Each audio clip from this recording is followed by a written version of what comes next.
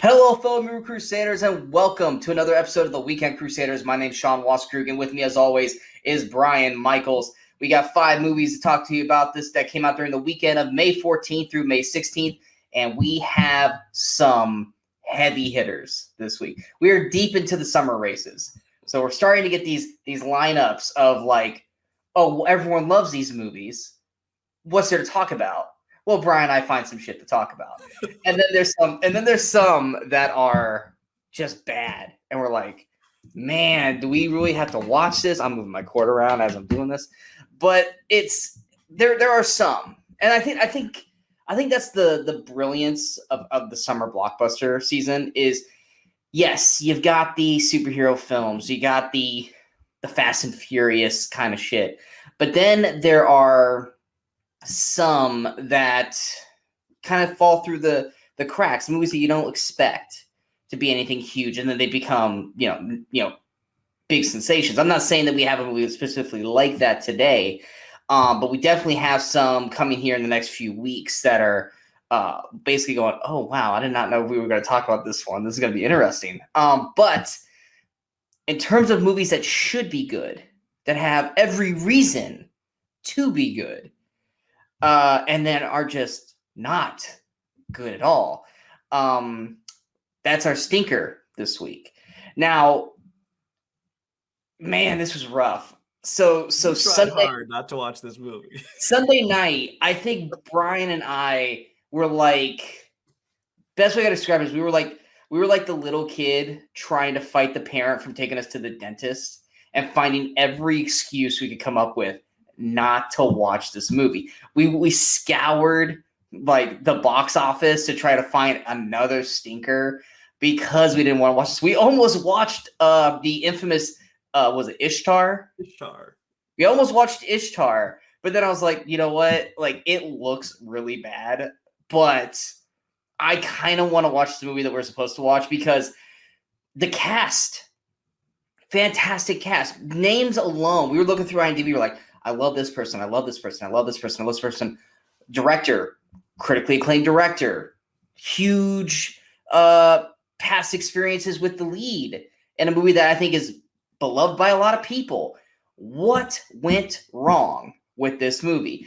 Because Brian and I talked about this last week. This is a movie that Brian and I both fell asleep watching, not this time around, but we fell asleep watching it when we watched it the first time. I fell asleep in theaters watching it. Brian, you fell asleep. Was it also in theaters?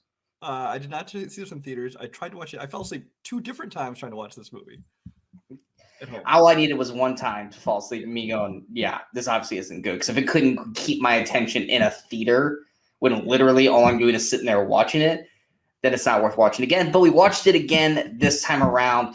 And I will say this experience, watching this movie with Brian, a lot of things happened while watching this movie. We discussed all our future shows for the rest of the year. We talked about our personal lives, where our lives were going, where they've been, our past, our present, our future. We did everything except watch the fucking movie because it's so damn boring. And our stinker this week is the Ridley Scott epic 2010's Robin Hood. Robin Hood came out May 14th, 2010 with a budget of $200 million. Had a weekend opening of $36.06 million. Was number 2 its opening weekend behind Iron Man 2 in its second week. Finished with a box office of $321.66 million, $105.26 million domestic, and $216.4 million international. Oh man, I mean, I think this movie it shouldn't have failed. I mean, we had Ridley Scott with Russell Crowe again. You know, they did Gladiator. Everyone loves Gladiator, I think, for the most part. I mean, it launched, in my opinion, Joaquin Phoenix's career. Russell Crowe, into stardom, and it was it won Best Picture, right? It won, yeah. Yeah, it won Best Picture. I love Gladiator. So when you're getting these two back at it again, and he's going to be playing Robin Hood, and you look at the rest of this cast, I mean, you got Cate Blanchett, you got Mark Strong, You've got was it Danny Houston? Is it Houston or Houston? Houston. I always want to call him Houston. I was like, it's not Houston. Yeah, it's Max von Sydow. You got William Hurt, Oscar Isaac, and one of his first ever performances. That was one thing I think you and I talked about at length for like 10 minutes during this movie was Oscar Isaac's like one of his first roles. You got Mark Addy from Game of Thrones and Knight's Tale. Kevin Durant, who I personally love that actor. Same thing with Scott Grimes. Leah Sadu, who we were like, is that Leah Sadu? Like we forgot she was in this movie. Cast-wise, this should not have failed. Great director, great cast. It's Robin Hood. I think everyone comes out of the woodwork to watch Robin Hood movies. I mean, we've had, 5, 6 Robin Hoods now? Well, there've been way more than that, but... Well, I'm talking about main. We've got 2 or 3 years ago is Robin Hood, which, let's say this, guys, we will definitely be talking about that movie in November. We ain't gonna talk about that anymore. We got plenty to say about that. You just gotta wait half a year. Then you got, this one, you've got Prince of Thieves, you got Men in Tights, you've got the Disney one, and then you've got the one in the Errol Flynn. Yeah, Errol Flynn. Robin and Marion with Sean Connery and Audrey Hepburn. There's a bunch of smaller ones too. Yeah. Yeah, and then you got him, TV series where he pops up stuff like that. It's like it's Robin Hood. Robin Hood's a big get, and you get this cast. What the hell went wrong, Brian? What went wrong? Well, lots of things. First of all, the problem with this movie is I think. Wait, hold on. For everyone who, before Brian gets in, because I know he's gonna get into real deep. Brian loves doing this shit. I talk about punching 12-year-olds in the face. A 13-year-old. He was a teenager. Brian loves finding like the inner workings of Hollywood and going, this is what the movie was supposed to be about. And like the first like 20 plus minutes of this movie, Brian is telling me the history of this project. instead of us watching the movie. And I was like, him telling me the story of what this should have been was 1,000 times more interesting. Yeah. So, Brian, give us the history of 2010 Robin Hood. First of all, I just want to say that it's like you said with Robin Hood, with Russell Crowe and Ridley Scott. They wanted to reteam, and from what I understand, they wanted to reteam because they thought, we can't really make a sequel to Gladiator, although at times the studio was talking about a sequel to Gladiator. I think they're still talking about that shit. They had weird ideas on how that was going to work. Yeah. But basically Ridley Scott and Russell Crowe saw this as a chance to kind of recapture that same magic and do another project, which is kind of a spiritual sequel to Gladiator, another big epic kind of historical thing, big battles. But the problem is this time it just had no life to it, and the story was boring. Yeah. The biggest problem I think with that is that this movie is pretty much a prequel to the Robin Hood that we know. And it's like, there's a big reason why the story of Robin Hood before he becomes Robin Hood is usually told in like the first 20 minutes of every other version. Because it's told in like the first 5 minutes during the credits. Yeah. Because it's really not that interesting. And it really has nothing to do with the Robin Hood that we know. And we don't really care about whatever you want to make up for him for his history. But this movie could have been super interesting. It was supposed to be super interesting. When this was first being made, it was a script called Nottingham.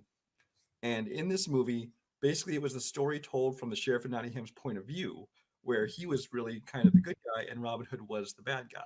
So it's kind of a twist on the old tale, which, that in and of itself, is kind of interesting.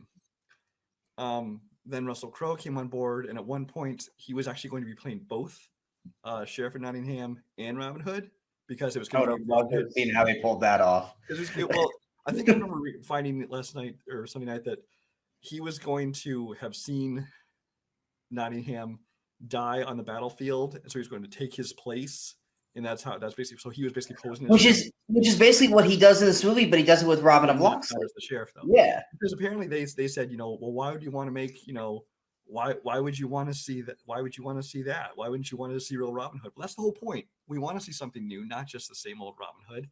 And so they decided to basically redo the entire script to the same old thing. It's like, well, then why did you bother buying the script in the first place? The one article I was reading said that's kind of like buying the Crying Game, and said, well, what if we just make the woman a woman to start with?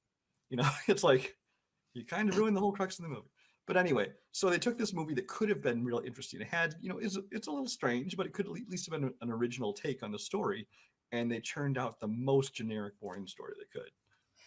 Well, I mean, it's not even necessarily that because, I mean, they still had kind of the crux of what they were wanting because Robin is not Robin of Locksley. He's Robin, was it Longstride or Longstrider or Longstride?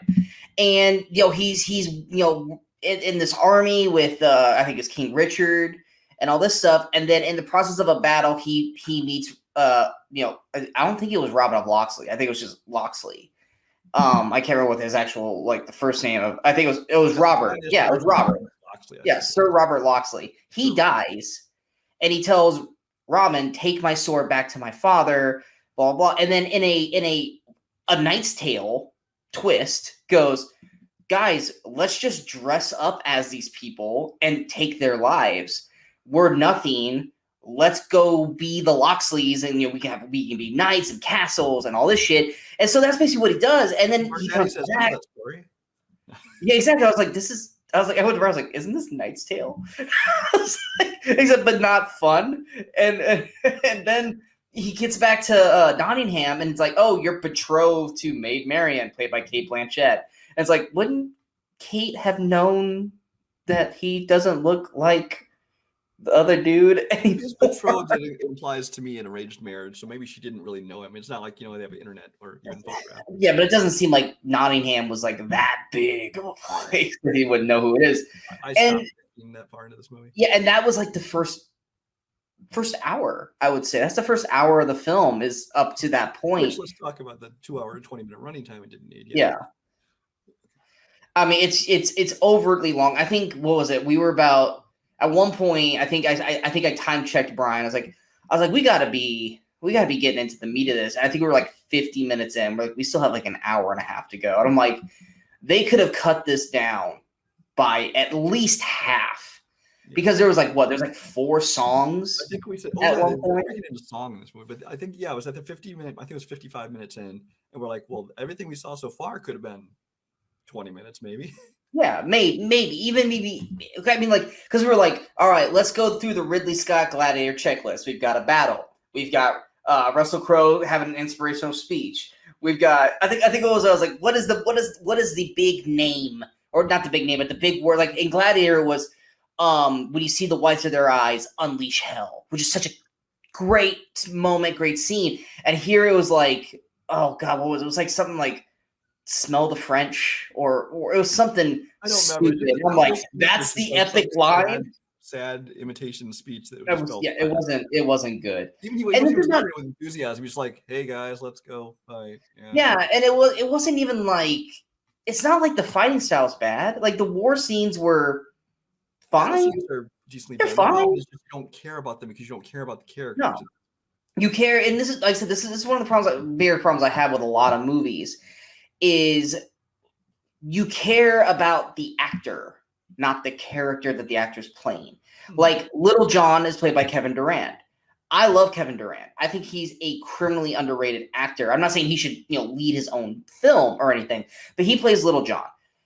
I don't care about Little John. I care about Kevin Durant. Scott Grimes plays Will Scarlet, Christian Slater's character in Prince of Thieves. I didn't care about Will Scarlet. I cared about Scott Grimes. I don't think any of us cared about Russell Crowe. But still, it's just that's the whole point of the actor's job, is to basically, like when you watch Gladiator, you don't care about Russell Crowe. You care about Maximus. Yeah. Because he made us believe and love and care for the character that he was portraying. Whereas in this, it was just Russell Crowe. And here, the fact that you have no attachment to these characters and you do start thinking about the actors and just thinking, wow, I wish their role in this movie was better. Cate Blanchett in particular. Yeah. We're just like, man, Cate Blanchett's so bland in this movie. And then we're like, is she always just bland? And she just has better scripts than normal. And it was like, we started getting into a whole Cate Blanchett story. We did so much stuff during this film, except actually watch this film. Like, same thing with it was fun. But I will say we were not fully focused because every time there was a few times I was like, what's going on right now? And Brian's like, I don't fucking know. I was like, I think this is what's going on. And Brian's like, I really don't care. I believe it was, I don't know, and I really don't care at this point. I mean, it's the exact difference of last week when we were hate watching Speed Racer, but we were paying attention. We were still going. Yeah. We were invested. We were still going. What the fuck is going on? Not because we weren't paying attention, it's because the script was just all over the place. Whereas like this one, it's like, look, we have to discuss like interesting stuff because we're not going to make it through this movie without dozing off or falling asleep or anything like that. And it's like, it's the dialogue super dry. It's not entertaining. The great cast, but the only one that seemed to really want to like try is Oscar Isaac. And why? Because it was one of his first roles. Like he's like talking really loud and stuff like that. Mark Strong was still kind of in like, Mark Strong was still kind of in his like Sherlock Holmes villain kind of thing where he always plays a bad guy and everything. So he's just playing it, Godfrey extra villainy. He's not given that personality that Mark Strong has now, like right before, like Kick Ass and stuff. But I mean, it's a bland as hell movie. And then they had the Omaha Beach scene, or basically we have two movies that basically have an Omaha Beach scene. One of them does it fucking amazingly, which we're going to talk about. And then there's this one. But yeah, it's just, it just became a thing like, we're talking through this movie. It was like, we started talking about the other Robin Hoods. We're like, man, I wish we could have watched Prince of Thieves. Because a lot of people shit on Robin Hood, Prince of Thieves. But I'm sorry, I love Prince of Thieves. Yeah, I'm one of the first people to say it's a flawed movie. I mean, Kevin Costner's accent alone, but there's plenty of other flaws in the movie. But I still enjoy the hell out of it. I enjoy the hell out of Alan Rickman's Sheriff of Nottingham. Second best role he's ever done. Yeah. And what is it? Christian Slater and even the Maid Marian. I'm blanking on who played Maid Marian in that movie. Yes, her and Costner 1,000 times more believable as a couple than Russell Crowe, Cate Blanchett, and like I said, Rickman, and even like the Sean Connery reveal at the end of the movie was just like, it was so good. And then, I mean, granted, you hate Men in Tights. I think Men in Tights is fucking hilarious. But Men in Tights, I think even does Robin Hood better than this movie does. The Disney film where he's a fox does Robin Hood better. As boring as this movie is, I would rather this is a better movie than Robin Hood Men in Tights. However, I would rather watch Men in Tights again before sitting through this again, and that's saying a lot if you know me. Yeah, but great. It just made us want to watch. I would watch the other Robin Hood movie that we're going to be talking about later in the year 5 times before I would watch an hour of this. Well, that's way better than this. Yeah. Yeah, I mean, you can have fun watching that one. Like that was going to be fun to make fun of and to just watch. And in terms of stuff, this one is just is dull as hell. It has no reason to be, and because of that, we're just going to move on. This movie doesn't deserve to be being talked about. Let's move on. Exactly. So we're going to move on from. But don't bother anyway. Exactly. Don't watch it. It's boring. Even if you're a big Russell Crowe fan, he's not bad in the movie. It's just the movie around him is. A Beautiful Mind is more entertaining than this shit. But anyway, we're going to move on to a movie that did the Omaha Beach scene 1,000 times better. Another epic of sorts that I think, once again, Brian and I are like, this movie gets shit on a lot, but we both love this film. And I think this movie is hands down. I don't think it's overlooked. I think when it came out, I think people were either expecting too much of it or something. Because I just remember that people kind of turn up their noses about this film, just like, it's not that good. It's like, no, I enjoyed the hell out of this movie, and it is my favorite performance from the lead actor in this film, and that is the 2004 war epic again, Troy. Troy came out May 14th, 2004, had a budget of $175 million, and had a weekend opening of $46.86 million. It was number one its opening weekend, its only weekend at number one, and had a finished box office of $497.4 million, $133.37 million domestic, and $364 million international. Troy. I love Brad Pitt in this movie.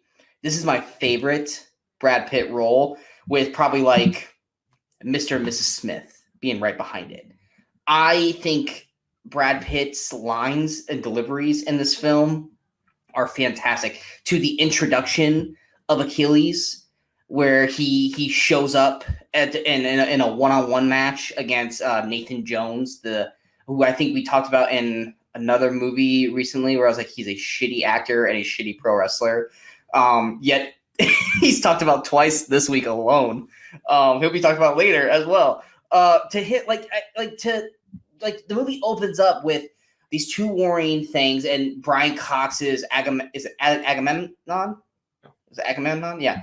So egotistical, like, we're gonna win. The other guys, we're gonna win. Well, let's save the bloodshed. Your best fighter versus my best fighter. And Achilles is off, like, doing Achilles thing. And he just shows up and just does the wham. That's an introduction to a character right there. That one scene did more to Achilles than Russell Crowe had for 140 minutes with Robin Hood. Like that was in the first 5 minutes. It really was, because I love the way this movie. Well, actually, just in overall, I mean, this movie obviously has its big sprawling battles, which are very well done. Yeah. But that's the thing, is that the sprawling battles is not what makes the movie. Right. It's the one-on-one battles which I think really make this movie. It's like whenever they zero in on like two people fighting, that's when it's at its best. And this opening segment, like you said, it was such a great character introduction, because not only just the fact that he wasn't at the battle, he was sleeping in, and he had sent a boy to go back and get him, and he's fighting for, it's not really his king. You learn so much about him in this small segment of the movie, and then when he shows up, and then there's a line about there's the one line, like, you and I both, like, where he's like, I think the little kid asked him, like, are you scared? And he's like, I think he says, like, no, I'd be scared. That's why no one will remember your name. And it's like, boom. And then once he gets to the battlefield, he gets out there, and first he's walking, and then it comes up to the sprint, and then all of a sudden he's jogging, and then it's just whoop, dead. That opening, the introduction of that character is so perfect, so perfect. And I mean, Brad Pitt got in amazing shape for this film, because he's Achilles. He's Achilles. Not only physical shape, because the man looked good. I mean, I'm shredded. The man looked awesome. Not only that, but his fighting and his his style, fights, the choreography, that you believed his abilities. Brad Pitt made you believe that he could kick everybody's ass this way. Oh, I know we'll talk in greater lengths to it when we get to it, or we'll just talk about it right now. The whole build-up, what we were building up to this big fight between him and Hector, played by Eric Bana, which, once again, my favorite performance ever by Eric Bana. I'm not a huge Eric Bana fan, but I really, really like him as Hector in this film. We're building up to that inevitable battle between these two. Mm-hmm. And the whole fight, Brad Pitt's playing with his food. Like, he's coming in, he's doing a leaping lunge, and then he's just trotting off to the side. Like, he knows he's in full control of this. And just the whole choreography of that fight scene, it's Star Wars lightsaber battle level-esque choreography. Like, it works brilliantly. It's all them, because there's no stunt double there. Exactly. It's smooth and crisp. Everything looks great about it. And like you said, yes, there's the big Trojan horse battle sequence at the end. There is the Omaha Beach scene where they kind of all rush Troy and everything like that. Are those scenes good? Yes, they are. Are they memorable? No. What is memorable about the Omaha Beach scene, I keep calling it the Omaha Beach scene, the Troy Beach scene, is Brad Pitt's speech as they're going ahead. Out there is, I'm blanking on the whole thing. Like, you are lions. Take it. It's your, like, dude. If you don't get, like, that is like King Leonidas 300 level, like, pumping yourself up shit. Like, if you don't get fucking amped for that speech, then you got no heartbeat. Like, you're dead. Because that is and Brad Pitt kills it. Also, another 300 guy in that movie. His, like, number 2. It was like he was King Leonidas. I'm blanking on his name. He's actually a really good actor. I don't ever remember the dude's name. And I'm not going to spend time looking for it, because I'd have to click on pictures to try to find who he is. But he's a fantastic actor. Here's a picture of him right here. I'll post his picture right here with Brad Pitt. He's fantastic. And he was in 300 also. But just watching Brad Pitt's character Vincent as Regan. Achilles. What's that? Vincent Regan. Okay, Vincent Regan. Just he's like, it's like watching Neo in the Matrix. He knows where the bullets are gonna go, and he just glides through everything. Brad Pitt's performance, even like I said, the quieter moments with him and Rose Byrne, are great. And like I said, I think this was the first time I ever saw Rose Byrne. And like I said, her character at first. Her in as a handmaiden in Attack of the Clones. We're not counting that because we're not counting Star Wars on that one. But like her character's annoying at first because I think it's intended to be. But then we start to develop more and more of the character between her and Achilles, and it develops into more. Eric Bana. There's no reason to dislike Hector in this film. He's a noble fighter. He's the future ruler of Troy. His character and his wife, who's was it Siri? I think it's probably is a Siri Sevgler? I'm saying that name wrong. I think that's who it is. She plays Polydora. Is that not her? It's Saffron Burrows. Wow. Okay. For some reason, she's not on the main cast list on IMDb. Okay. Anyway, she's great. And then of course Brian Cox. He was the villain last week in X-Men United. He's Agamemnon. Brian Cox is great at playing just a class A D-hole. And him and Brad Pitt's like their feud is great through this. Also, Sean Bean is great in this, and I don't believe he dies. No, Sean Bean does not die in this movie. It was like one of the few films where he does not get killed. He also didn't get killed in Jupiter Ascending either. So apparently we picked Sean Bean movies where he doesn't die. It's shocking. But I mean, it's because the IMDb has it in order of when they appeared in the film. That's why. Okay, that makes sense. But it's got a great cast. And then can we talk about the one part that they did that flipped the script on anybody? So Orlando Bloom. We know him as Legolas. Kick-ass Legolas, elf shooting arrows, stuff like that. Then we get Will Turner. I mean, he's not he's a pretty good fighter. Will Turner's actually a pretty good fighter for pirates. But he's this growing like kid with gaining confidence, stuff like that, goes on the seas with Jack Sparrow, stuff like that. And then we get him in here as Paris, right? Yeah, Paris. He is such a little bitch. He's such a little bitch. And it's not only does this whole thing, do these thousands of people die because of him and this girl. There's that. But then there's like the whole scene where, first of all, I just want to say, Hector could have stopped this whole thing when he saw Paris going upstairs. Movie could have been over 10 minutes in. Just, hey, you're not going to see that woman. Or when he found her on the boat, it's like, we're turning around. Or when he found her on the boat. Yeah. There's that. So Hector is a little too loyal because you just killed like thousands of your own people because of this.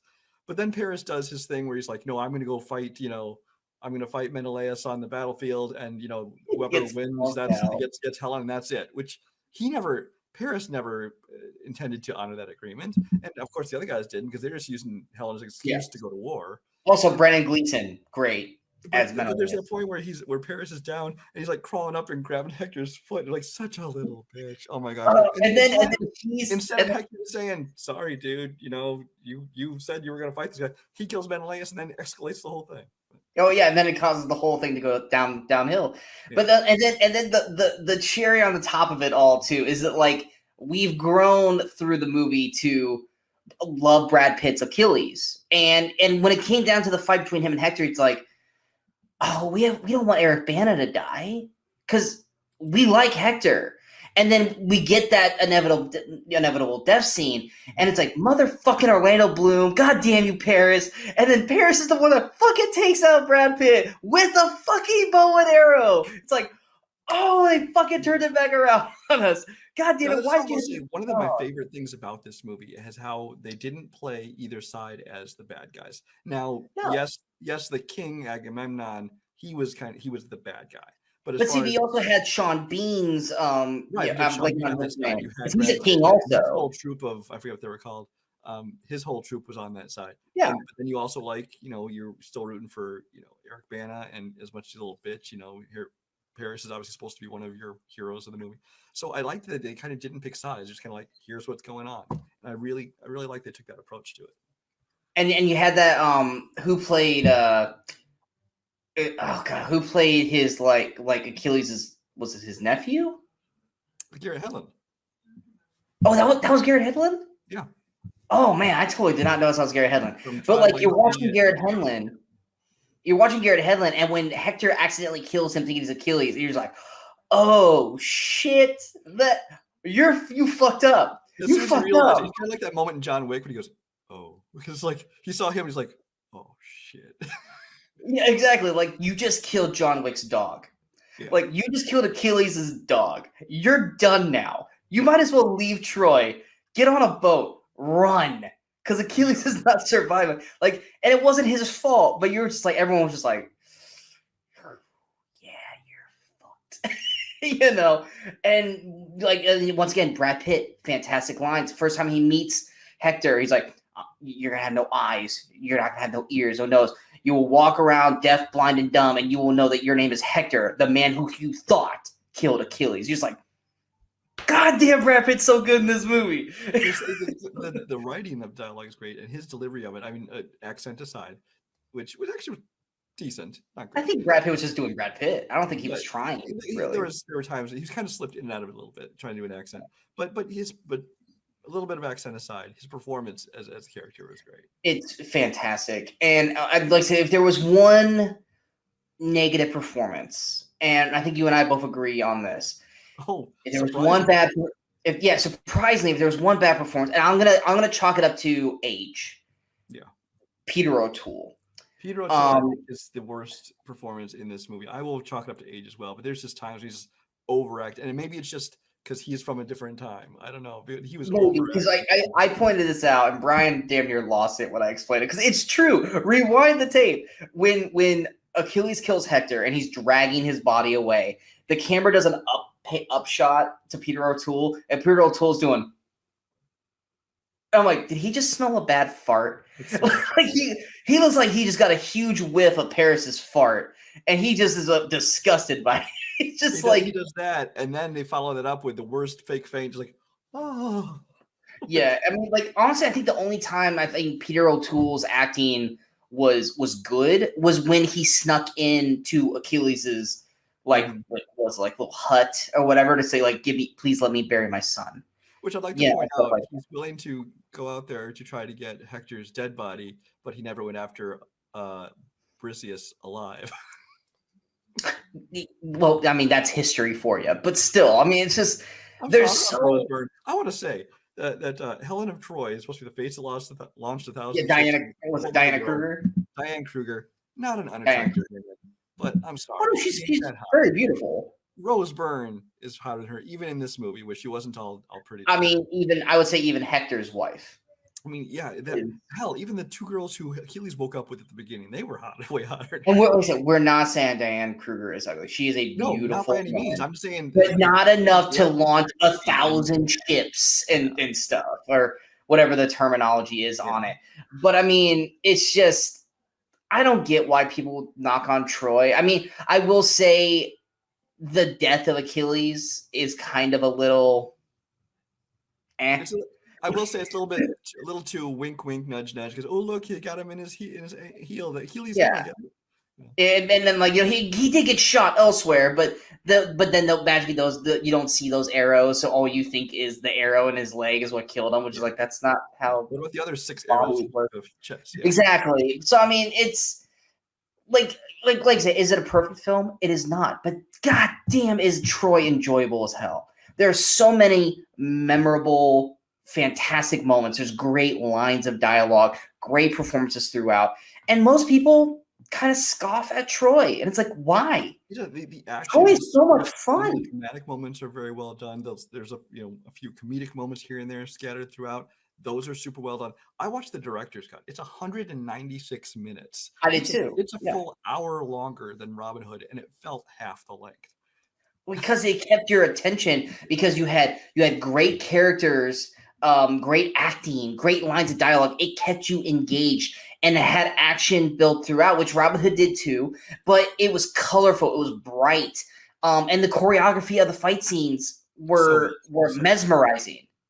Yeah, yeah. It's just leaps and bounds so much better than Robin Hood. And I mean, granted, I would put it up against Gladiator.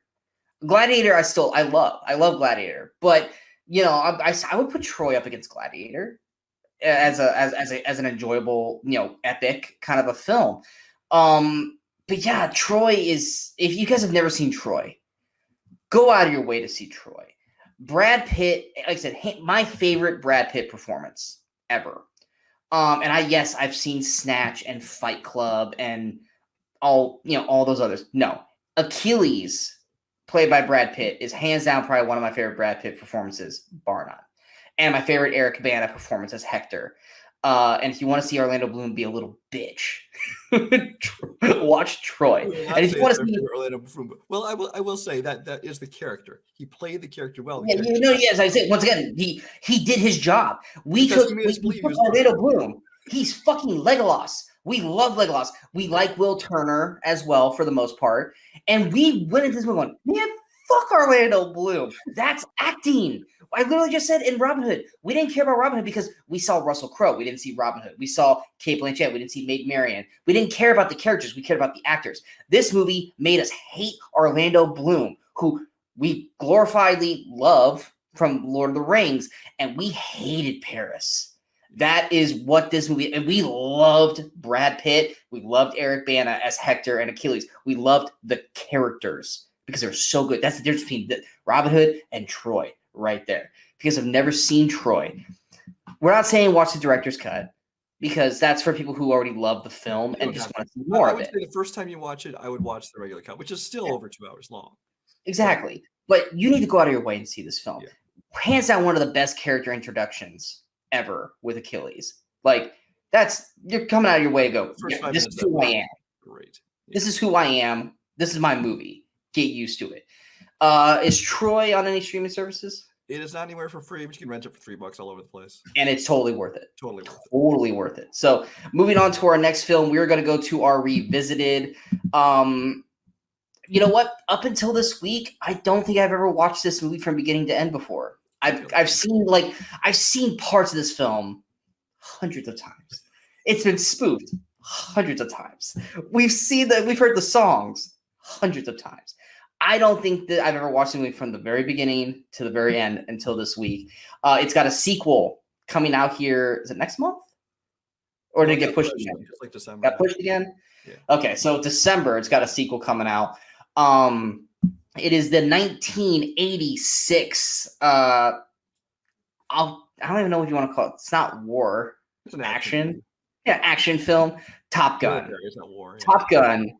Yeah, Top Gun came out May 16th, 1986, had a budget of $15 million, and for the first time ever in Weekend Crusaders history, had a weekend opening of $8.19 million. Number one its opening weekend, finished number one on 2 other separate weekends, between June 6th and June 8th, and then again in September 9th, 19th through the 21st. It only had one weekend at number one each of those weeks, but had gained the number one spot back on multiple weeks, months later. First time we've had a movie on the show do that. Had a finished box office of $356.83 million, $179.8 million domestic, and $177 million international.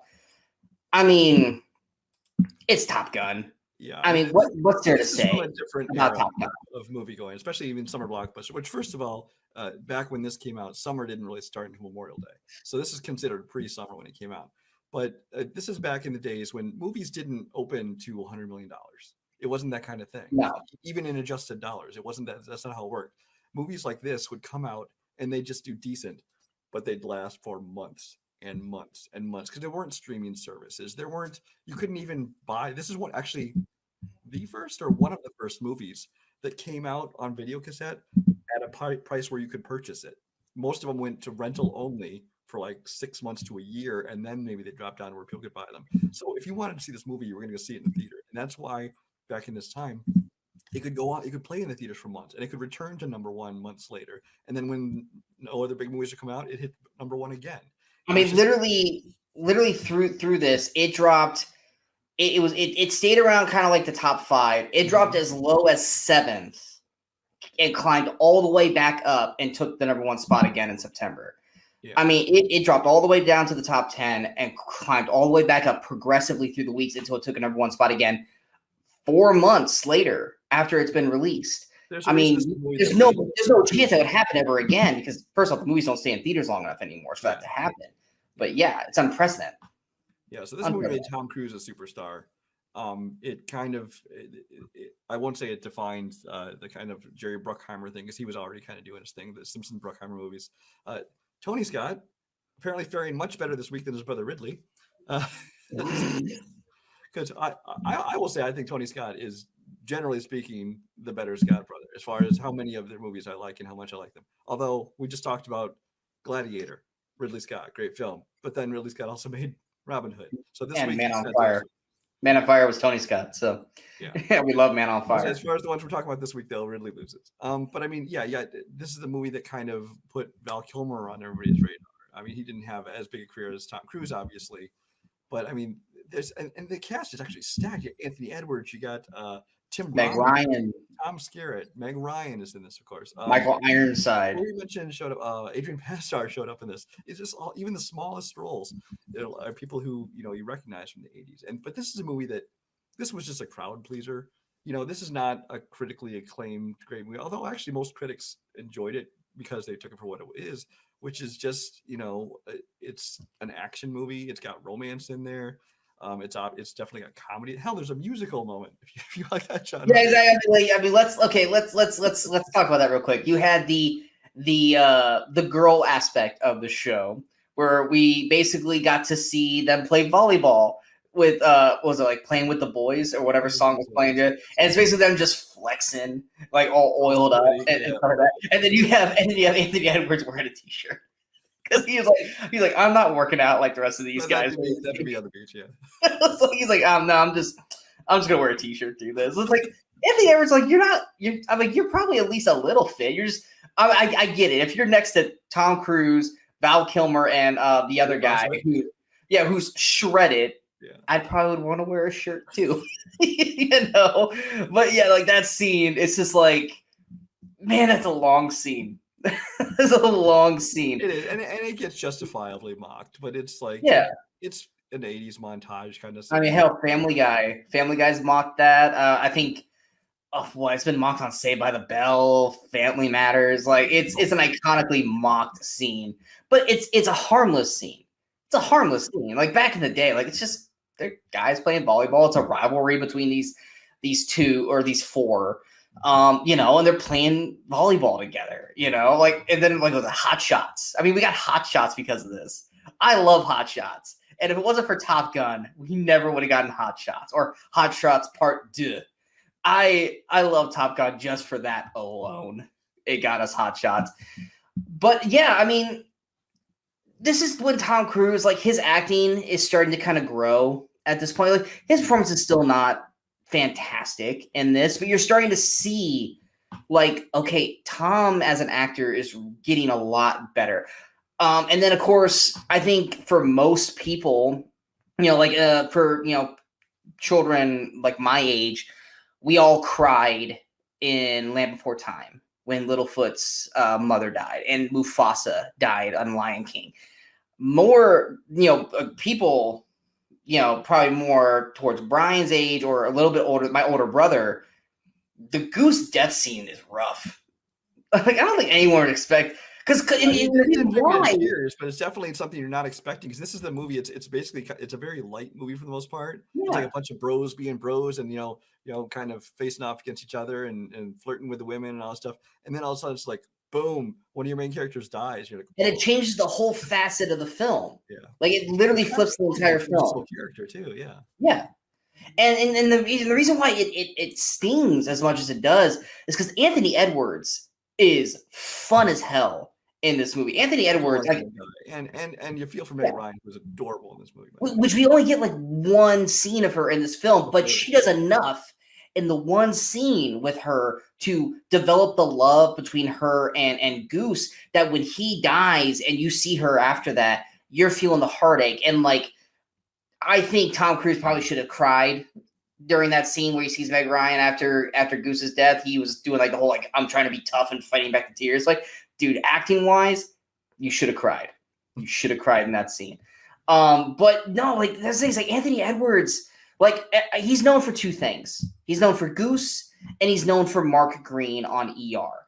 And that's another, his death on that show made me cry because Mark Green is ER.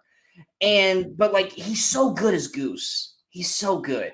He's that best friend that, you know, if you have a best friend, it's a Goose kind of person. My best friend is my Goose. You know, I've known him for 26 years. He's my Goose.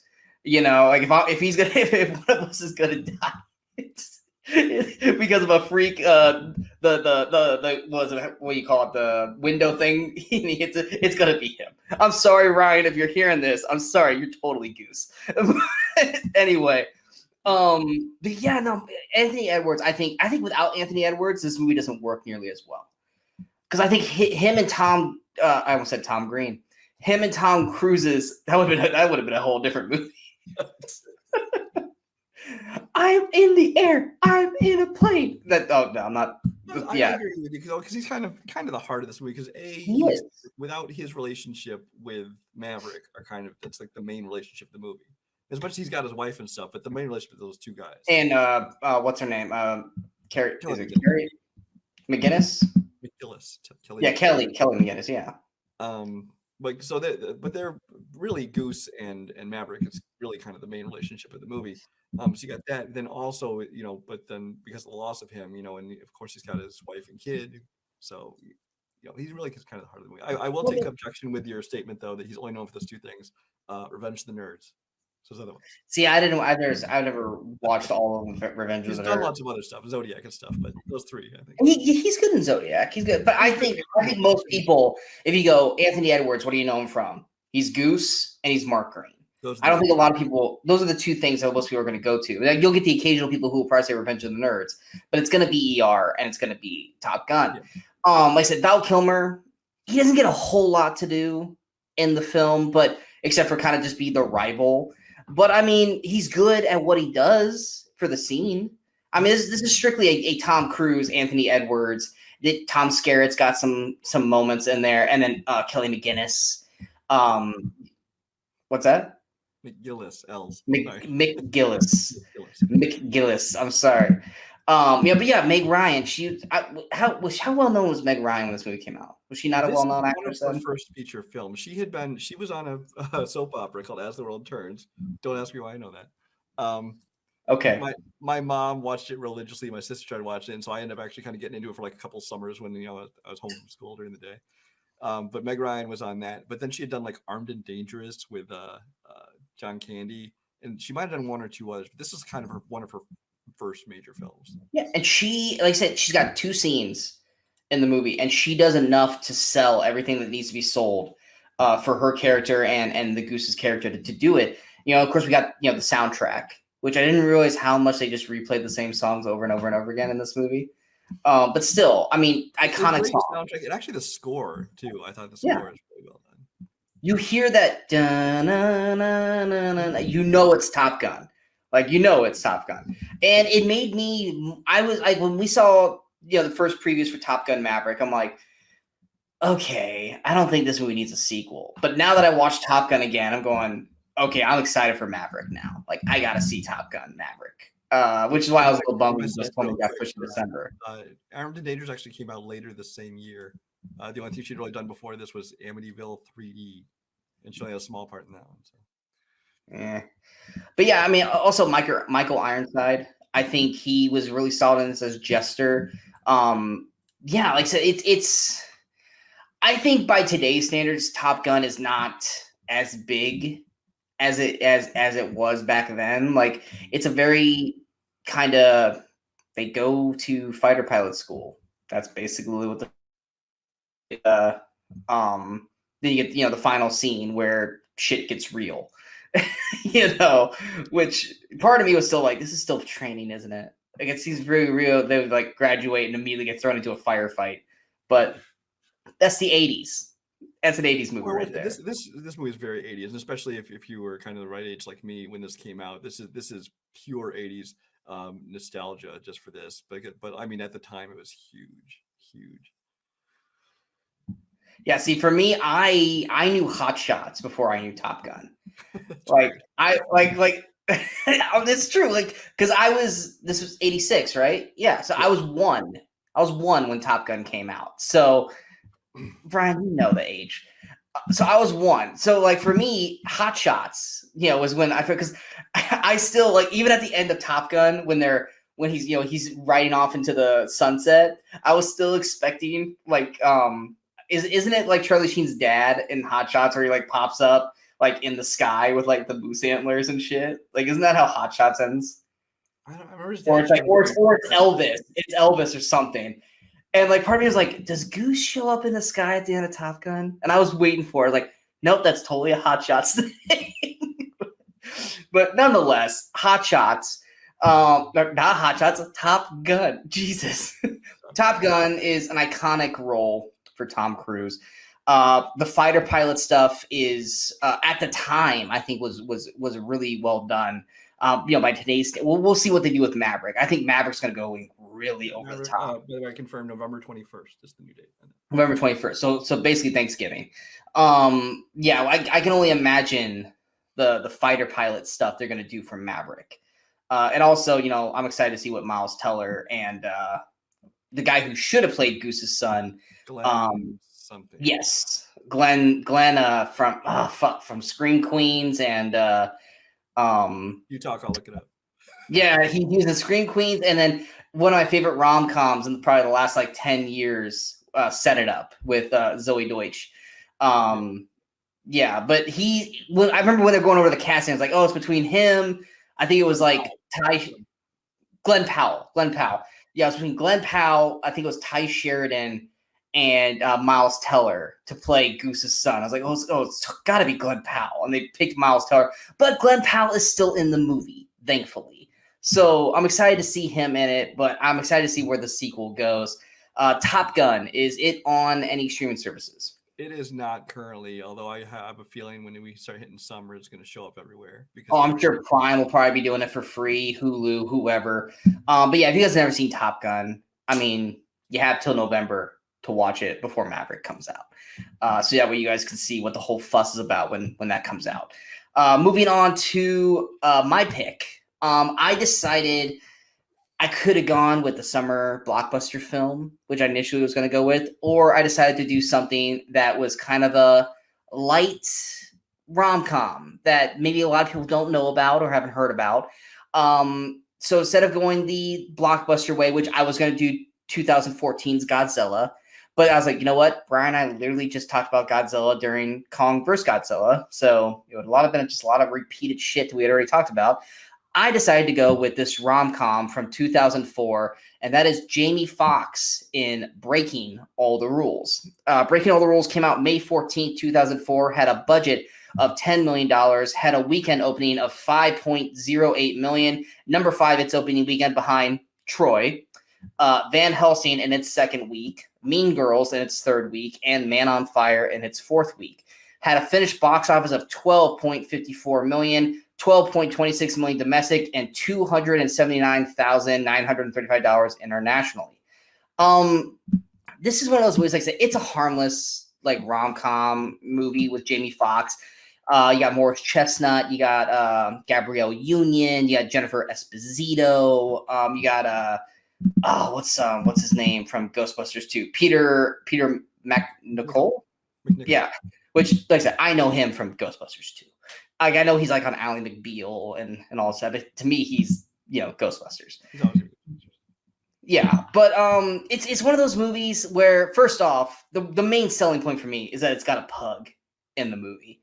And not only does it have a pug, but the pug is hilarious in the movie. Like, the pug becomes an alcoholic in the film, and it works for me. I said this in the Mitchells vs. the Machines review. I had 3 pugs previously in my life, and they are the best dogs. I love those dogs profusely. So when I see a pug on TV, I immediately am like, yes. And this movie has not just the main pug, but at the end of the movie, other pugs pop up as well. But to me, this movie was, and Brian doesn't necessarily agree with me on this, but I feel that this was the testing ground for, can Jamie Foxx lead a film? Because prior to this, I think we looked through as like what he did, like Bait, and he had like Any Given Sunday, which he wasn't the lead. He was one of the leads. All held up. Yeah, like he wasn't like, let's let him be the full on lead of the film, see if he can kind of hold his own. Because Any Given Sunday, he had Pacino, Diaz, Quaid, LL Cool J. And the other ones, they were kind of lower films. Not that they were bad films, just they weren't. Where this one, he's 100% the lead. This movie rides on Jamie Foxx's lead performance. Now, is it a great movie? No, it's a harmless rom-com. But immediately after this, we get Collateral. We get Ray, which he won the Oscar for. So to me, I kind of took this as the stepping stone lead performance to elevate him to a major movie star kind of thing. Brian doesn't necessarily agree with me on that, but basically, this movie is anti-Hitch. That's 100% what this film is. Hitch, Will Smith plays a guy whose heart was broken, who tries to find you, the girl you've always wanted to date. Jamie Foxx plays a character who gets broken up with and writes the handbook on how to break up with people. And then, just like in Hitch with Will Smith, he meets Eva Mendes and falls in love. Jamie Foxx meets Gabrielle Union, and, antics and craziness, ensues. Brian, this was the first time you ever saw this film, correct? Yeah, this is the first time I ever heard this. Or your thoughts on breaking all the rules? I'd heard of the title. I honestly didn't even know who was in it until it showed up in a trivia match a little while ago. But then I still hadn't seen the movie until I watched it today or this week. This one to me felt like you were talking about how we kind of different on how we view this. This one felt to me like a remnant of his earlier career, like when he had done Booty Call and Held Up and Bait in some of these movies. And then there was like, he did Any Given Sunday, and Ali he was in. No, he wasn't the lead in those. But then and after that he went on to Collateral and Ray and Miami Vice and Dreamgirls and all these other movies after that. And so this movie is weird. It felt out of place to me. And then it came like after Any Given Sunday and Ali, but before all those. And this is really kind of the last comedy he did until, like 10 years later or something, when he went and did like Horrible Bosses. He showed up in that and things like that. But so it felt a little out of place to me. Like this was really kind of a leftover from his earlier career because it seemed like it came out a lot later than those other ones. That being said, it's not a bad movie. Like you said, it's just kind of a light, forgettable rom-com. Well, you didn't say forgettable. I think it's forgettable. I like it. I don't necessarily mean that in a negative way. I just mean that it's not, it's not gonna, make any best of lists. It's not gonna, be anyone's favorite movie of all time or anything. But it's fine. Yeah, it's the kind of thing that you watch and you enjoy, this kind of rom-com, but it's not something you go back to very often. If I don't know if I'd ever watched it again. If I did, it'd just be see Jennifer Esposito and Gabrielle Union. But I mean, yeah, I can agree with that. I honestly forgot those two are on. I'm going to stop and watch. I forgot Jennifer Esposito was in this movie until I saw it. I was like, oh, Jennifer Esposito. Yeah, like I knew Gabrielle Union was in this, but I forgot about Jennifer Esposito. Yeah. So I mean, it was enjoyable enough. It's kind of a one and done probably for me, but it's fun. Yeah, I mean, I probably hadn't seen this film probably since like 2008. So it was more or less like, man, I remember liking Breaking All the Rules. I know it had a pug in it, and it was funny. You know what? Dude, I am. I'm all about the pugs. And I'm not going to lie, Brad Pitt right now is killing me because it looks like he's just giving you the total, like, God, I love this man behind you. Like, he's just, like, looking at right at the back of your head, like total fuck me eyes Brad Pitt's giving you right now. And it's kind of throwing me off. And Keanu Reeves is like, girl. This is what you do when you put funny things behind you, and I can't, like, you start going off, and I'm looking off in the corner, like, this looks really fucking weird.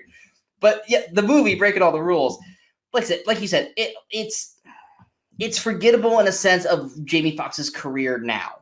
People don't go back going, oh man, do you remember Breaking All the Rules? No, you don't. It's so even with Gabrielle Union, you think of Bad Boys 2, Bring It On, other things. You don't think about this one. Like I said, it's just kind of like I said, like it's one of those summer movies that came out that was solid. I was like, oh yeah, that was good. That was good. And it resonated with me because I was looking through the list. Like I said, I saw Godzilla, and I was like, I could go summer blockbuster and talk about a movie that we literally just talked about a month ago, or I could pick something that probably not enough people have heard about. Like I said, you heard the name, but you never heard the movie. And just check it out and see what people like, and maybe open people's eyes to a more of a comedic Jamie Foxx that a lot of people probably hadn't seen prior to all the stuff he does now. Because he did just start a new comedy show, like a sitcom on Netflix, which I don't know. Dad. Yeah, he's like an embarrassing dad or something like that. I don't know if that's good or not, but it was just kind of like, that just seems like a step down for Jamie Foxx. But yeah, there's not a whole lot to talk about with this film. It's just, like I said, it's anti-Hitch. It's the opposite of Hitch. Like I said, Gabrielle Union is good in it. Jennifer Esposito is good in it. Jamie Foxx is doing his like funny faces and kind of honestly just being a way better version of Marlon Wayans, which we've seen him do. It's a Marlon Wayans movie just with Jamie Foxx, basically. That's 100% what the movie is. It's a Marlon Wayans film with Jamie Foxx as the lead. His hair and everything. Yes, it's 100% what this movie is. I just broke the fucking code. But yeah, it's not on any streaming services right now. I'm not saying there's one lesser known one called Plex. Plex.tv. It's a legal site. Don't worry, it is a legal site. Plex.tv, it is playing there for free. I found out after I paid money to rent it. So. And I'm not saying go out of your way to check it out, but it's one of those things where if you want to like 90s, early 2000s comedy, which like rom-com, which frankly we don't get them a lot anymore. But when they do show up, they're for the most part, a lot of them are pretty good, but they don't really do them anymore. It's kind of a dying genre for the most part. Something that's been kind of relegated to a lot of streaming services now because but I mean you get like there's like low budget independent movies and there's big budget blockbusters and everything in the middle is kind of they don't really take a chance on that in theaters much anymore. I mean, I think the last one was last year's like Broken Hearts Gallery, which I loved. I loved that film. Mm-hmm. And then you have like Crazy Rich Asians and Set It Up on Netflix, and then there was I think Love Guaranteed last year with Rachel Lee Cook and Damon Wayans Jr. I think that was this year. I think. Pretty well, yeah. Yeah, but I mean, it's just if you want to see one with Gabrielle Union, Jamie Foxx, and a pug, then check this one out. We're going to our final movie of the night. This one is a biggie. It is well loved by, I'd say, about 99% of the community. But it's Brian's pick because we had to talk about it. But we definitely wanted to shine the light on Troy because Troy deserves to have the light shine on it. But we're going to talk about this movie as well. This is Brian's pick. And of course, this weekend, we had to talk about this film. It is 2015's Mad Max Fury Road. Mad Max came out May 15th, 2015, had a budget of $150 million, had a weekend opening of $45.4 million, number 2 its opening weekend behind Pitch Perfect 2, and then had a finished box office of $376.1 million, $154.05 million domestic, and $222.05 million international. First things first, you know what I've noticed about all the movies we talked about tonight? What's that? All these movies are better than Robin Hood, and Robin Hood was the most expensive. Troy and Robin Hood, or Troy and Mad Max were both made for $150 million. Robin Hood was made for $200 million. And Mad Max and Troy are leaps and bounds better. But Brian, it is your pick. Even though we were both wanted to talk about this movie, it is your pick. So go ahead and give us some Mad Max Fury Road. I kind of not fought against it, but I didn't really want to pick this one just because we tend to not pick the big movies everybody knows about and everybody's seen. Like we didn't talk about The Matrix, and spoiler alert, when Jurassic Park comes out, yes, it is my favorite movie of all time. I'm not going to talk about it. I'm going to pick something else. That same weekend is Raiders of the Lost Ark. I'm not going to talk about that. Yeah, so look, if anyone who knows us knows I'm a huge Jurassic Park freak. Brian's a huge Indiana Jones freak. We could talk about it, but what are we going to talk about that we haven't already talked about 1,000 times already? And Mad Max was kind of in that same boat, but it was one of those things where it was like, with everything else coming out that week, it was like, we got to talk about Mad Max. Yeah, so I wasn't going to pick that for my pick, and also because it was fairly recent. We don't like to pick things that are real recent, but I looked at the list, and really, the other ones I liked, we already had at our feature and at our revisited and stuff. So I ended up saying, you know what, I'm going to talk about this just because this movie is just so phenomenally awesome. Now, a little background: I'm not a Mad Max fan. Neither am I. I've Neither am seen I. the other ones. They're enjoyable enough, but I would not call myself a fan. I'm not even in a nostalgic way. I'm not attached to them at all. I've just kind of been like, okay, those are, I guess, fun movies, whatever. So I went into this one with very low expectation. I mean, the trailer looked cool, but I was like, okay, I'll go see it. I was so fucking blown away by this movie and every aspect of this movie. I mean, first of all, the look of this movie, the way it's filmed, the colors, the cinematography, everything about this movie just looks beautiful. If you get a chance to see this back on the big screen again, see it on the biggest screen you can, because it is phenomenal. Oh, this is 100% an IMAX movie. Oh yeah, 100%. 100%. The score in this movie is amazing. I love that. It's a lot of it's very it's a very driving score, a lot of percussion to it and stuff. But this is one of the first scores in a long time that I really noticed the score and how important a part of the movie it is. The casting of it now Tom Hardy. oh my gosh, just blanking on Tom Hardy. This is the problem. I don't care about Tom Hardy. I honestly didn't care that much about Mad Max. He's kind of a secondary character in his own movie. He's 100% a secondary character. It's Furiosa character in the movie because he's kind of central to what's going on, but he really kind of takes a back seat, not only to Furiosa, who Charlize Theron's Furiosa is one of the best new characters to come along in a long time. She does an amazing job in this. But even just the world of characters, the war boys they create, the brides, and of course the Immortan Joe and his people, which Nathan Jones. So there. Was it Ritkus? I think his name Ritkus says his best performance he's ever done. His best performance. But I mean, just all the people that inhabit this world are amazing. But the thing about this movie is that I think I said in my original review that this is a movie that knows exactly what it wants to be, and what it wants to be is batshit crazy, and it is batshit crazy in all the right ways. I mean, from the action sequences are just, I mean, you got people doing like Cirque du Soleil things, on the poles. You got the Doof Warrior, he's a giant speaker truck just playing the flamethrower guitar. I mean, this movie looks like the kind of thing that like a 12-year-old drew on the back of his folder, in math class. Like his binder and shit. Yeah. Flamethrowers and the weird kind of shit, and electric guitars. And somebody said, hey, let's make that into a movie.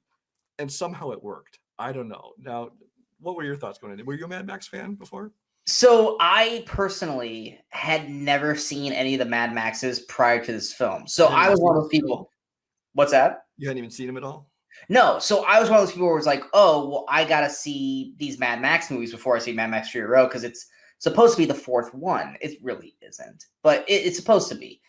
And I watched the first Mad Max with Mel Gibson. And I'm just like, this is kind of stupid. Like, this is not that good. And I heard, oh, the second one's better. And I watched the second one. I'm like, it's better, but it's still not good. Like, am I not getting this? Like, am I not understanding why Mad Max is great? Yeah. And then I watched, the third one. I was like, all right, whatever. So I, like you said, you saw the trailer. The trailer looked amazing. I was like, okay, it looks cool, but it looks awful. Because the main basis of the whole trailer was, oh, what a lovely day. And it's just like, oh my God, this just looks fucking stupid. It looks great. It looks beautiful, but that's like, you gotta remember, that was the whole, like, that was the main dialogue of that trailer. Was him saying dialogue in this movie, totally. No, but like that was the whole crux of the trailer was Nicholas Holtz's Nux saying it's a lovely day. And that was the whole trailer, basically. I was like, so I went in with like the lowest of low expectations. And here's the thing. I saw it in theaters. And I think I saw at least one or two more times after that. And then I kind of got annoyed with Mad Max Fury Road. Everyone was going, it's one of the best movies of all time. And blah, I'm like, okay, let's pump the fucking brakes here. Like, they're literally driving up and down a desert strip for the whole movie. Hold on. Let me get through. So I was like, okay, it's good. It's good. It's not one of the best action films of all time. Blah blah blah blah blah. I didn't even think it was considered a Best Picture nominee for the Oscars. Like I was kind of like, all right, everyone needs to just chill the fuck out. So I kind of had gotten this kind of like a ugh to Mad Max Fury Road. Now, granted, when we brought it up again, I almost wanted this to be a revisit because I was like, you know what? Like, I remember it being good. I remember it being great, like everyone makes it out to be. So when I was going into it again, I was like, all right, let me check this film out.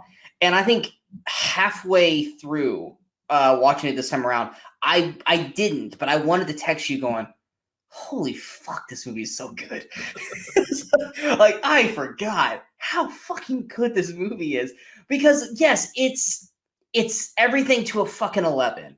It's over the top. It's batshit crazy. And yes, the first thing I think everyone noticed in this movie, I think this was the biggest sell of the film in the trailer. It wasn't the, oh, what a lovely day crap. It was, is that a fucking guy on bungees playing a guitar with flames coming out of it?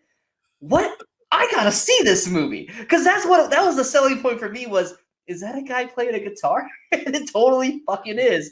A guy just, like just shooting, there's like a whole behind him, a bunch of guys like, okay, that seems kind of redundant, but then then you have the guys in the Civil War like, I was like, why are you on the field? It's like, okay, he's that guy, but exactly. in an incredibly badass way. So you get into the movie, and granted, like I totally forgot about the beginning of the film because I had messaged you. I was like, I don't remember.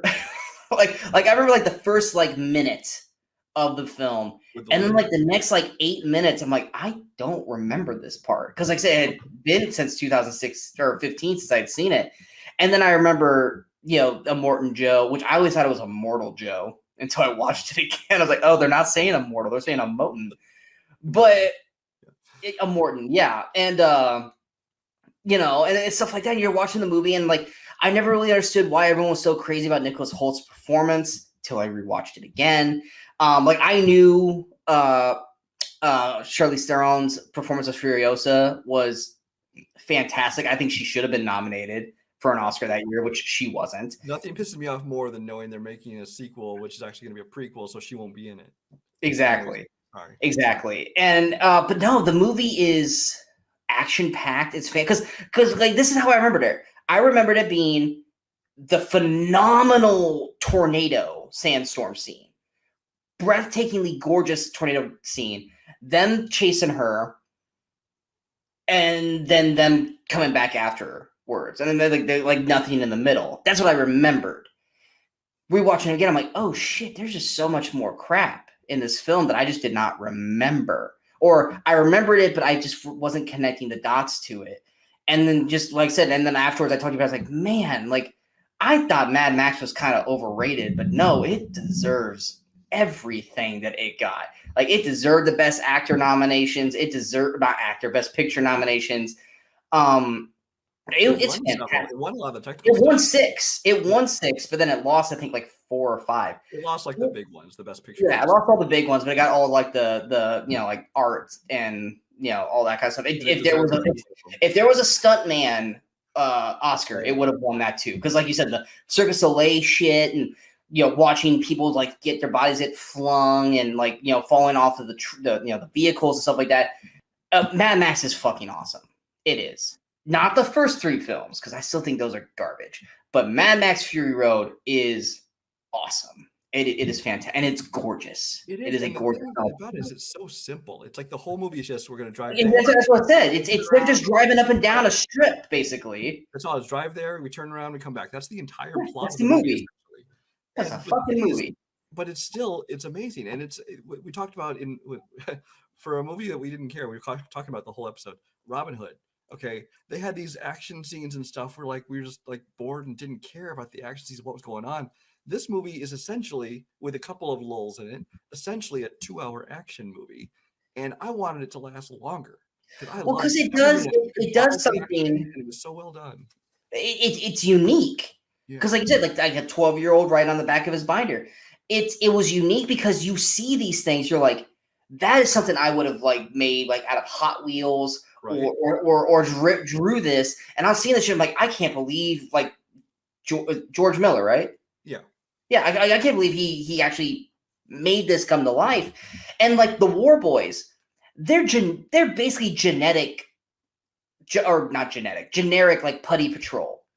They're fodder to basically get blown up and stuff like that. But damn it, they give them enough of a character development that like oh fuck, what was That's the Nux' thing partner? what makes Nicholas Holt's role work so well as Nux, because these guys, they're just supposed to be faceless soldiers. They're the war boys. Yeah. That's what their But whole they give him so much more to like make their was. characters But then important. he gets this opportunity. He gets to see this world, and he falls in love with this woman. It's like, wow, this is a world I've never gotten to know before. And so you feel for him and what he wants. Well, I mean, it's even like his character arc. I never really understood it, really gave a shit about it, but I paid attention to this and was like, okay, I gotta understand why Nicholas Holt's performance in this is so intense. But like, what at the very start of the film, he's a nothing driver, and he was going to miss his chance. He's like, no, I have to make myself known to Immortan Joe, so that way I can get to Valhalla, and he's got something to prove. And he, takes his blood bag, aka Max, and he's trying so hard to do everything he can to get noticed by Joe,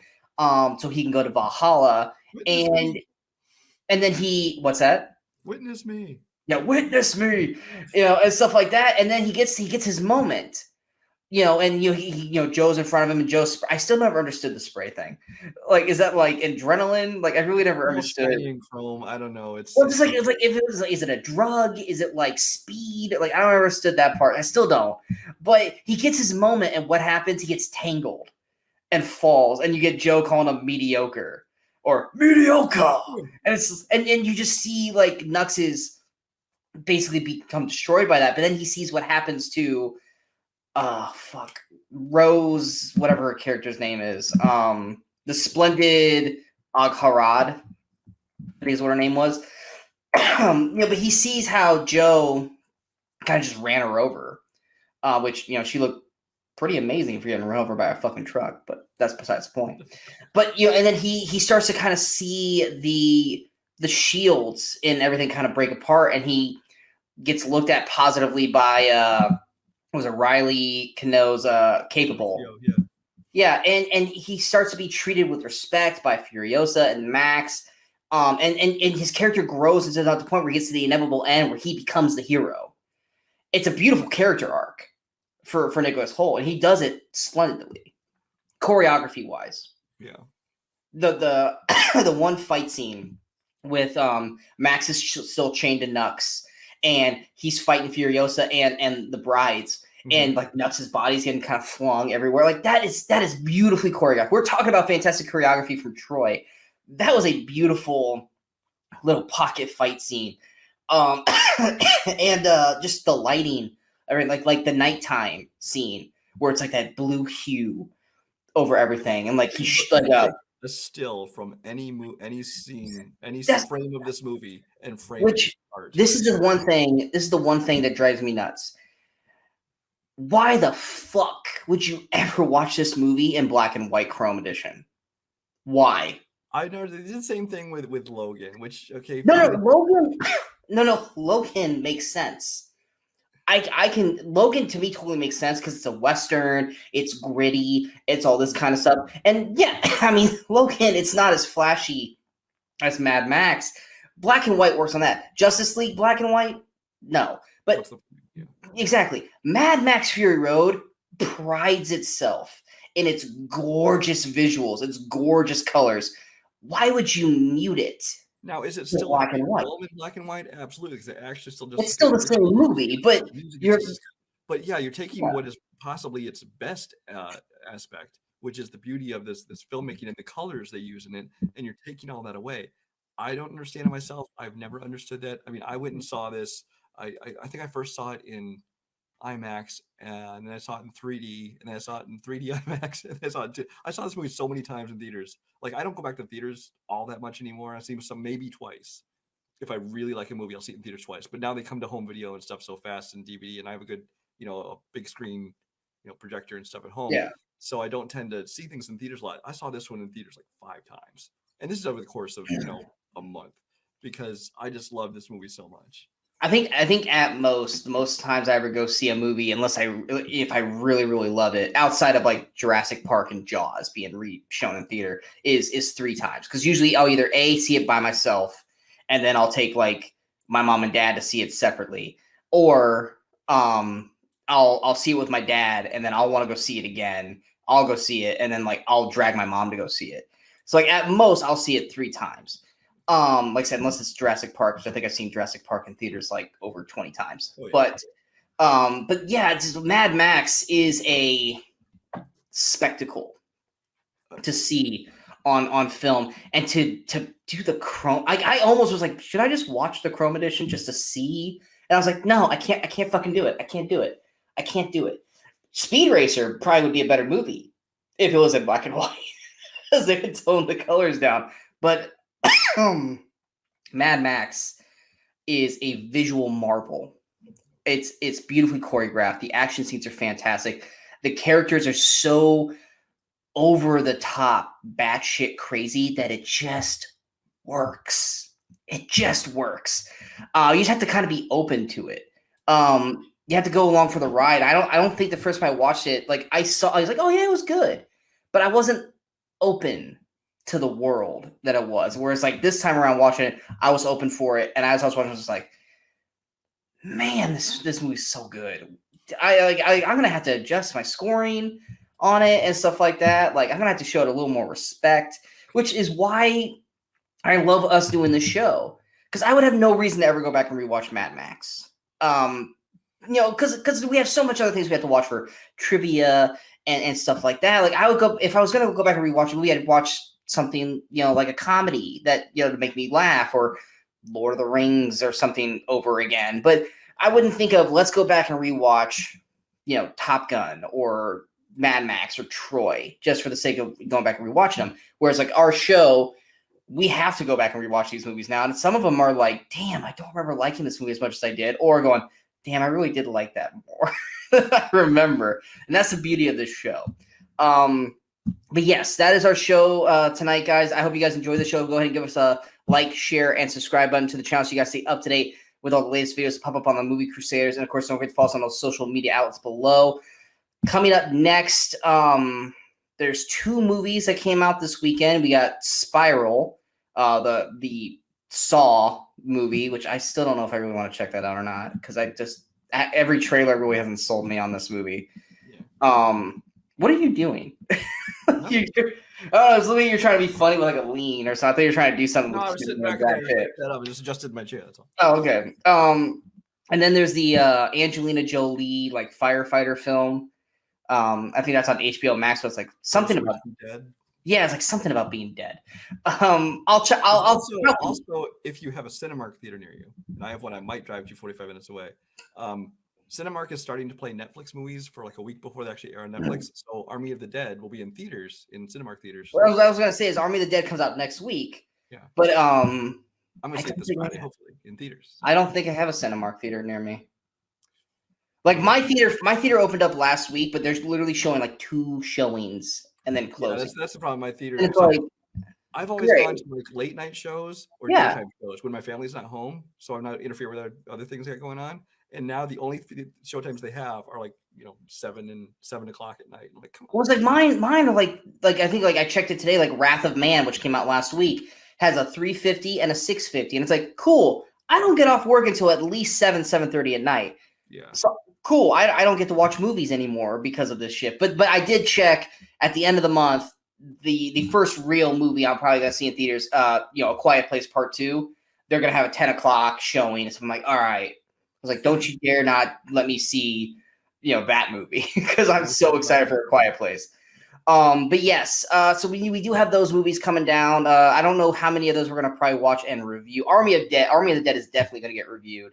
I'm not sure about Spiral or the Angelina Jolie film, but every Friday, though, you will see myself and Brian Michaels here as we will do another 5 movies that come out for that weekend. Next weekend, we have I think this is a great list for next week. I'm actually really, really excited to watch these movies. We have a 90s comedy that Brian loves. I remember liking it.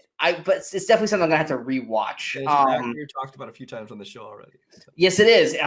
Honestly, this month, this has been a very big month for him, or at least the last like 3-4 weeks. We have a summer blockbuster film that is critically hated. One of the biggest disappointments of my life. Let's just say that. And Brian has literally been like, "Can we please not watch this? Can we please?" I'm like, "No, we're gonna watch it." And he's like, "Can we Do I have to? Yes, you have to. Can we not? Yes, we do. And so we got that movie coming.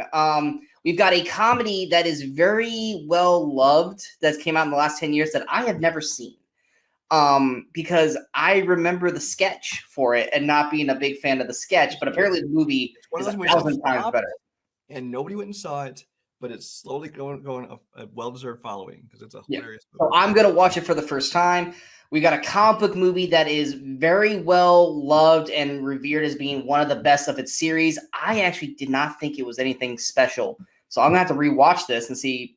Maybe it's like Mad Max, where it's like I didn't think it was that great the first time I watched it, and then I watch it now, I'm like, holy crap, it's fantastic. Or I'm gonna be right on the money. And go, it's really not as great as everyone thinks it is. And then we've got another movie from a franchise that gets shit on profusely that I think is actually a lot better than people get it credit for because it did one thing that the other films didn't do. It tried to be different, and I think it succeeded in doing that. So we got a really great list of movies coming next week. Figure out what those movies are, everybody. Until next time, I'm Sean Wasserkrug. That's Brian Michaels. We are the Weekend Crusaders. And until next time, in case we don't see you, good morning, good afternoon, and good night, Movie Crusaders. And Brad Pitt loves you so much, Brian. Blow him a kiss. Blow him a kiss. No, I'm not giving you that. You're still here? It's over. Go home.